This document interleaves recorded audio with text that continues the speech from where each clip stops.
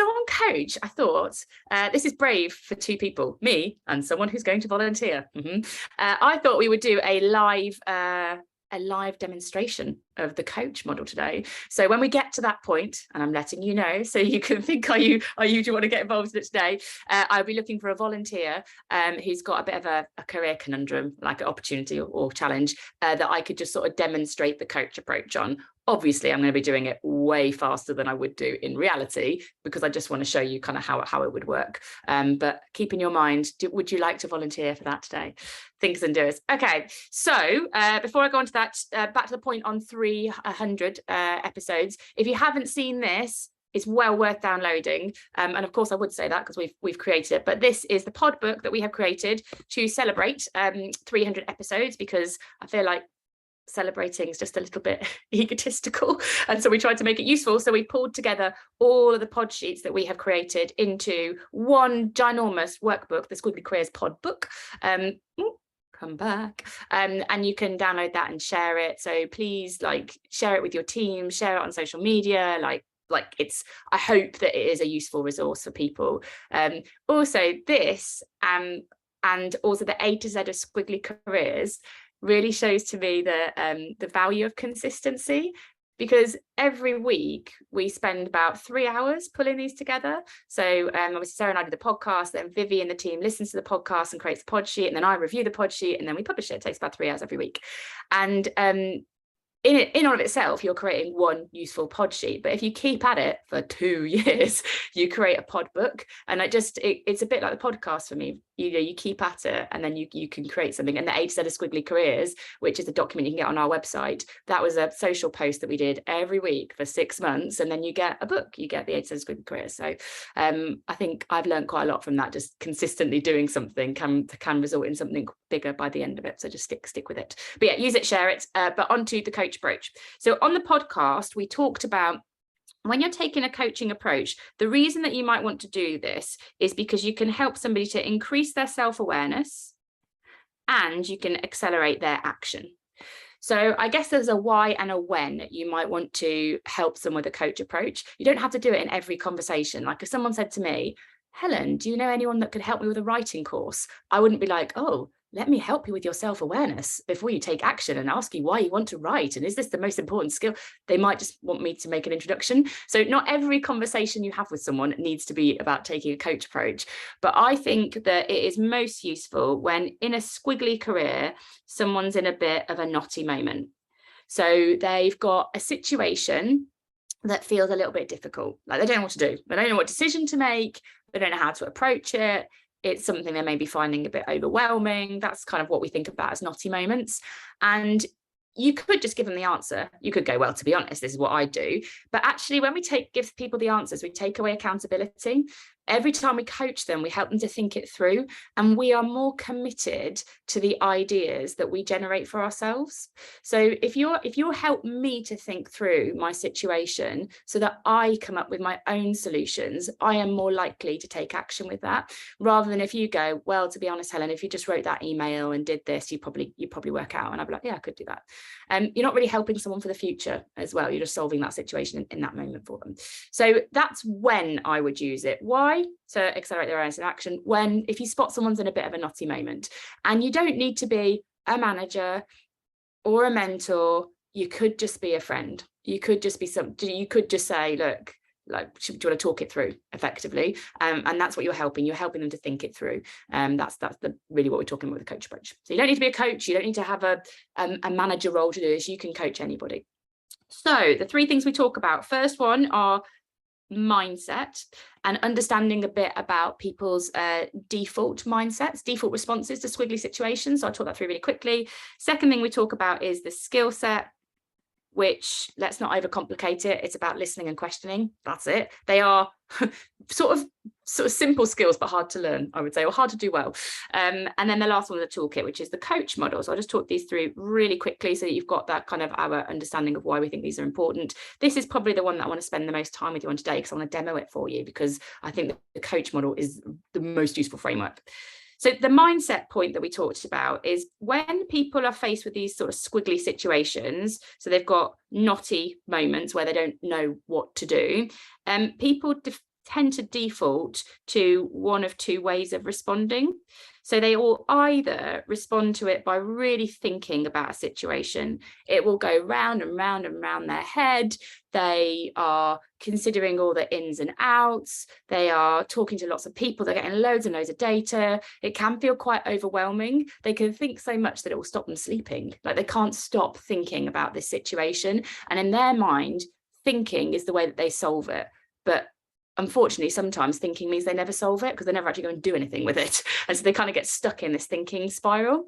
And then the opposite of the person who responds by thinking is the person who responds by doing. It's so funny. Sarah's a thinker, I'm a doer. We've got some knotty situations, and I can totally see this playing out right now in that I got up this morning and made a PowerPoint presentation because that is my response to this sort of stuff. So if you are a doer, you're all about action. Like you're like, I've just got to do something. I can't rest until this gets done. So the thinker's like, I can't rest because I've got to think about it. The doer's like, I can't rest until it's got done.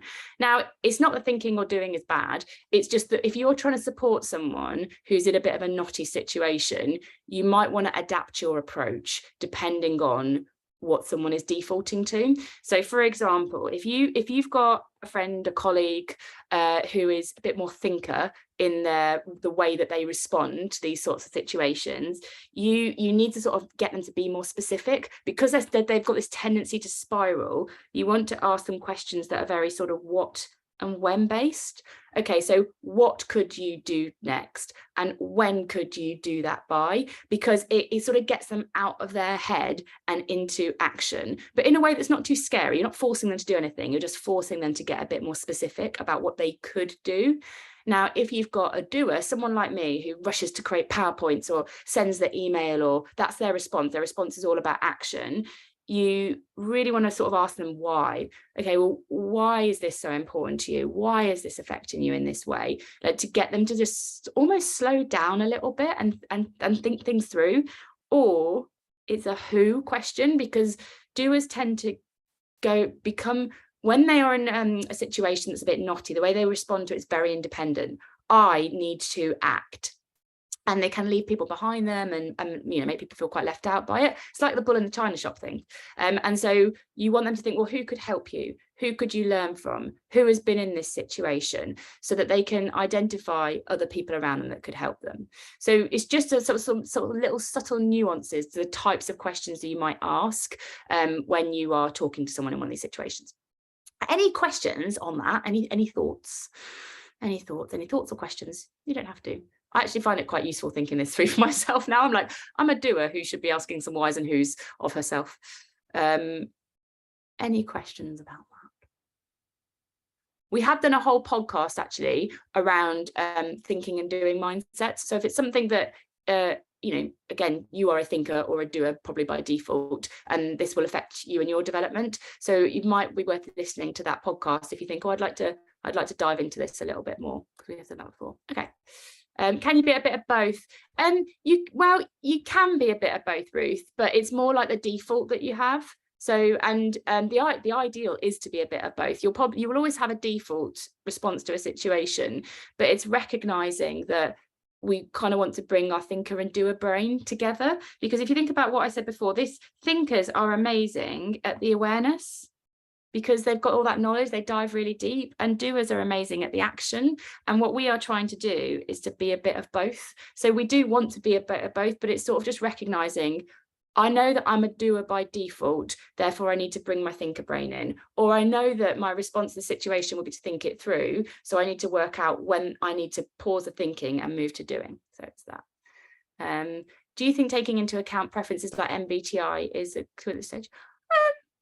I mean, you totally can. There's no reason not to. I think it's all insight, isn't it? I always think like things like MBTI and StrengthsFinder and all that kind of stuff, it's never the answer. Like, it's not you're an ENTJ for life.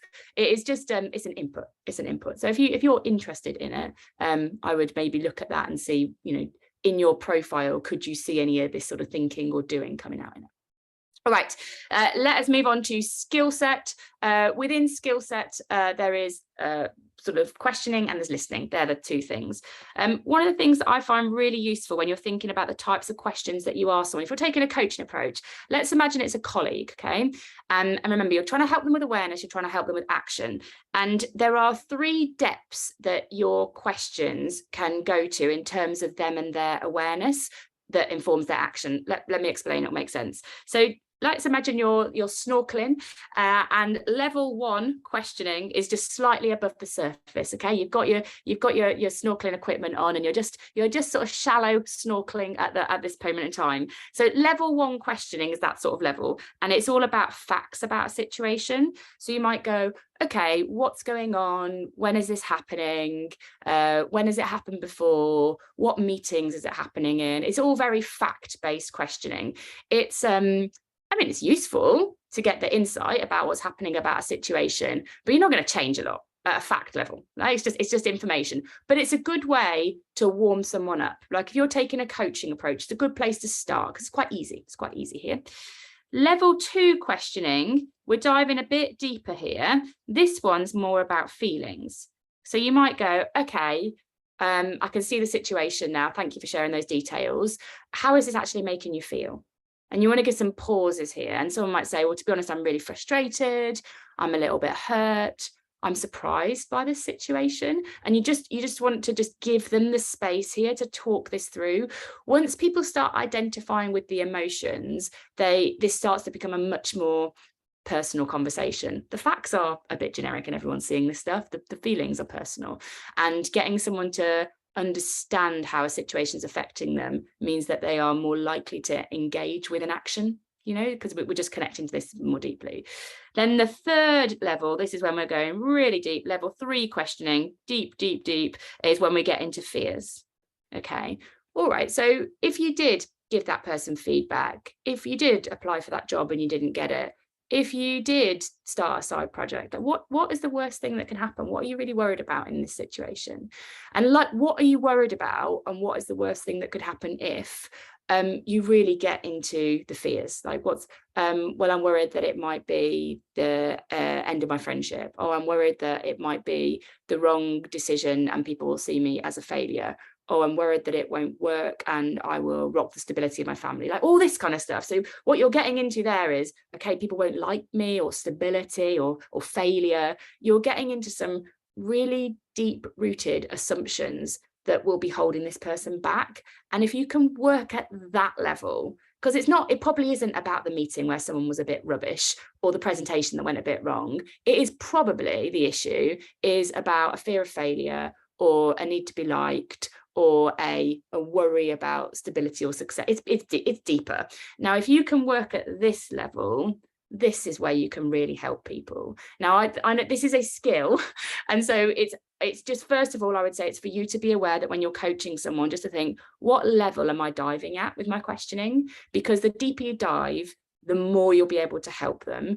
But you can't go to fears first. So if someone's talking to you about a problem, you can't be like, yeah, but honestly, what are you really worried about? Because you need to like get them there. You've got to like manage this a little bit to get them there, which is why it takes a bit of time. But it's just, for you, I would just be aware of this and then just think about what depth am I diving, and know that if you can get to the fears, you're much more likely to be able to change someone's behavior over the long term to really help them to help themselves. Can see how this works for navigating non-work conversations too. Yeah, absolutely. We talk about you coaching you, right? So I do this for myself. Like if I'm reflecting on a situation, I will start with facts because that's easy. And then I'll go on to feelings, because naming an emotion helps you to manage an emotion. Like that is true. Like if you can say to yourself, this is making me feel, and then name the emotion, psychologically that makes it easier to manage. And then I get into fears, like what am I actually really worried about here? And I find it helps me to process situations too. And you're not a friend of any to emotional situation, not knowing what to do about it. Well, if someone's upset, you just got to give them space, right? Like again, like it's got to, if someone talks about emotions, you've got I personally just give people the space to feel the emotion. You're not there to solve it. You're there to support. That's a really important difference in a coaching approach. Your job is not to solve this situation for somebody. It is to support them. just a side note, there is a difference between therapy and coaching, and so just, I think, be aware of the boundaries here. So coaching is more about sort of thinking forward. Okay, so this has happened, what can we do differently? So it's kind of what's happened in this situation and what we're going to do about it. Therapy is more about sort of looking backwards. How has what has happened to you before now affected how you're feeling about the situation? And obviously they are two very different skill sets, and people need two very different types of support with it. And if you are ever, I've been recommending recently, actually, I've had a few conversations with people where there's been an element of coaching which I've felt capable to support them with, and there's been an element of therapy which I'm not able to support that person with, and I just call that. But there is I'm referring a virtual therapy. Some organizations have this in their support for employees, but not everyone works for those sorts of organizations. But there is a virtual therapy company, I can't remember off the top of my name, but it's quite affordable. Get like a coaching therapy session, for about £40-50 for the first one, and then there's like you can do repeated ones. We use Spill virtual therapy. Thanks, Chi-Chi. If anyone else knows any other ones, just pop them into chat maybe so people can learn. But yeah, that's a skill set bit. The other thing, so that's the piece around the questioning. The other bit that we talked about was the importance of listening. Everybody, I feel like everyone's had loads of training on listening. So what are some of your top listening tips? If you want to be a good listener, what are some of the top tips that you have had? Head to chat and then I'll fill in any gaps. What are our top listening tips? If you want to be a good listener, really important part of taking a coaching approach is that so remove all distractions, brilliant, keep quiet. I'm like, just keep quiet, stop talking, be curious, embrace the awkward silence. Yeah, Andrew, playing back what you've heard, maintaining eye contact, open questions, enjoy the silence. That's interesting, enjoy the silence, be present. Ah, Fiona, what a beautiful. The only thing you need are your ears and your heart. That's beautiful. Be curious, very Brené Brown, Fiona.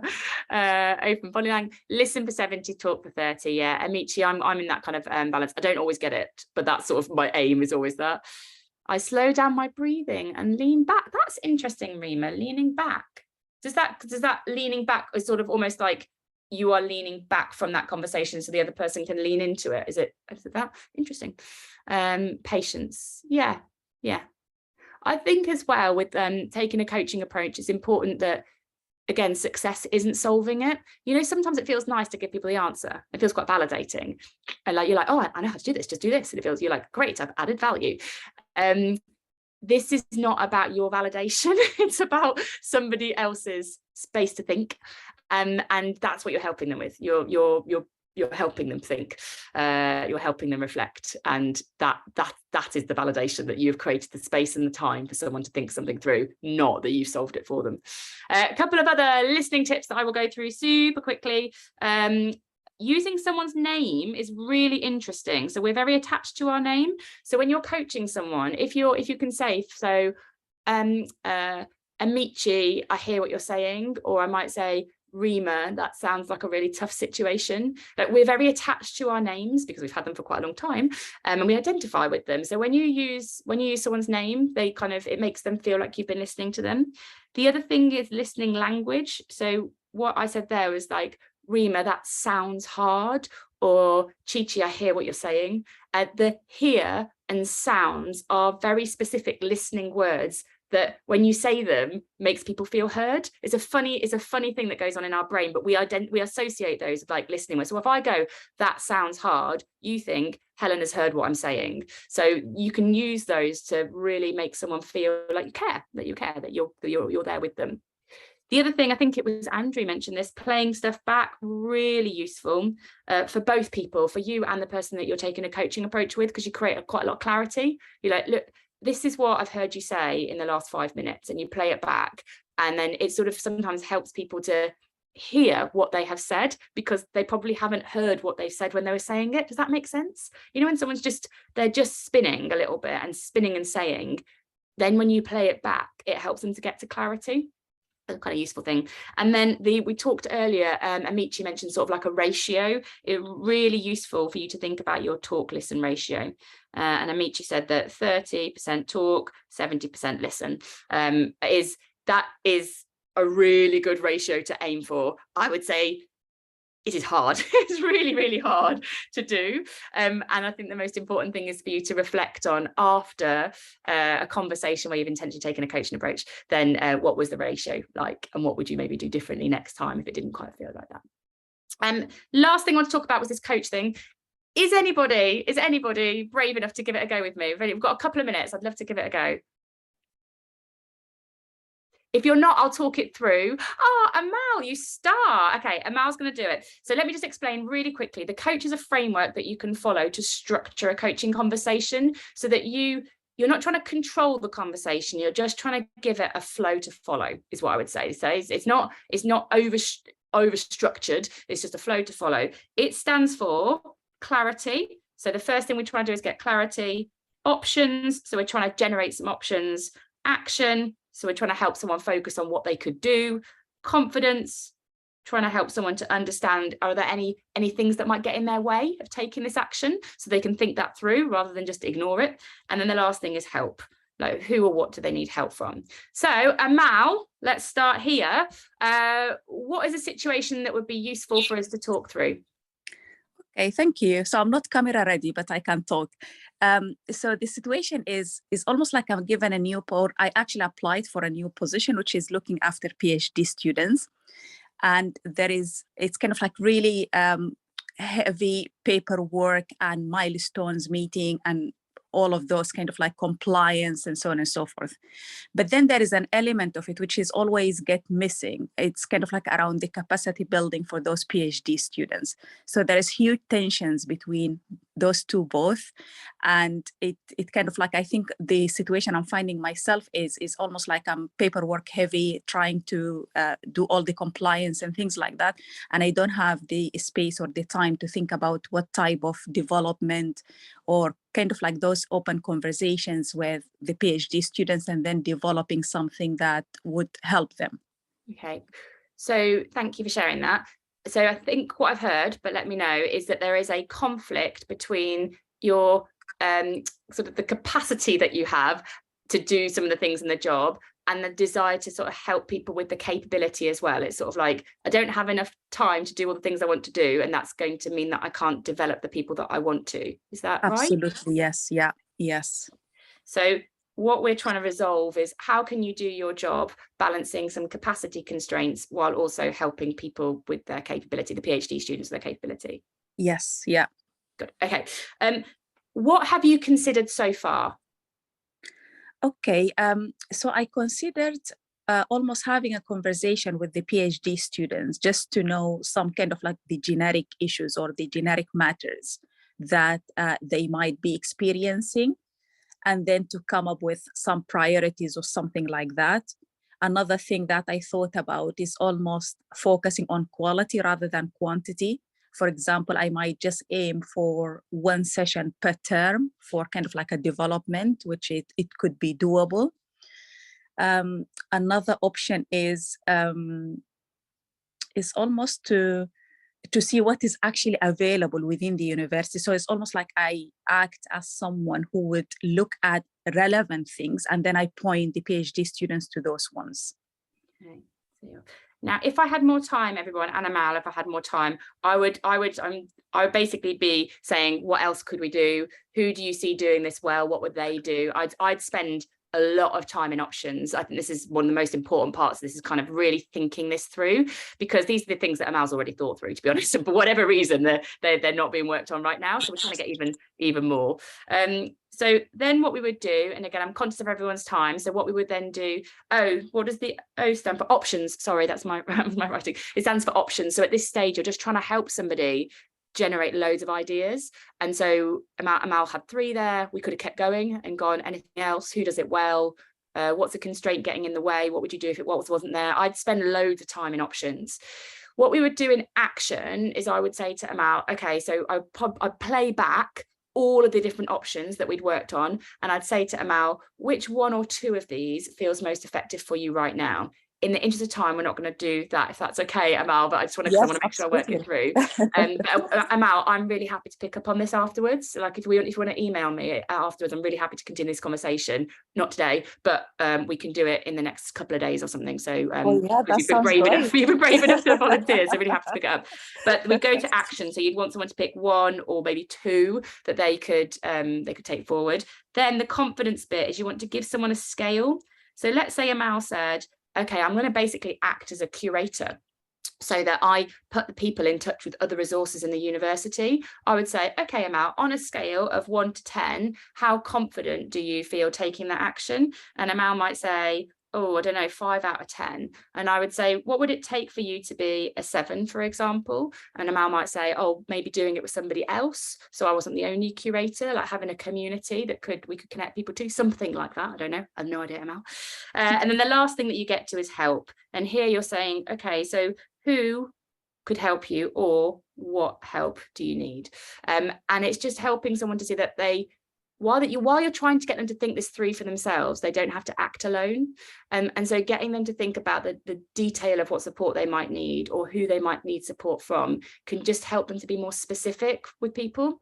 Coach is much clearer. I'm glad, Reg, I'm glad. You can coach yourself. So I've taught this through from if you were taking this approach with somebody else, but you can use this for yourself, like to work stuff through. When I'm coaching somebody using this model, I tend to have it written down in front of me, and I tend to like put my pen at the stage I'm at, so I sort of don't get lost along the way.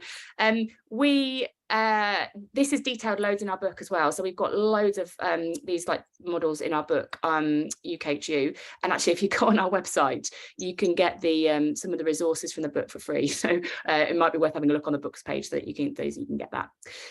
I am going to leave it there today, everybody. As ever, sign up for PodMail and you get all the resources, all the pod sheets. Next week's episode is how to get fast and frequent feedback. So Sarah and I have already recorded it. It's all about how you basically just get more and more feedback. Feedback is data for your development. We want to get as much of it as possible. And so we've got, I think there are 5 different ideas that you can put into like everyday work so that you can get more feedback, more data for your development. Yeah, good luck, Amal. Helen@amazingish.com is my email. So email me and we will continue the conversation. Thank you to everyone that is here and new to PodPlus. Hopefully you will return and good luck with all your coaching, everybody. Take care. Bye for now. Take care, everybody. Bye.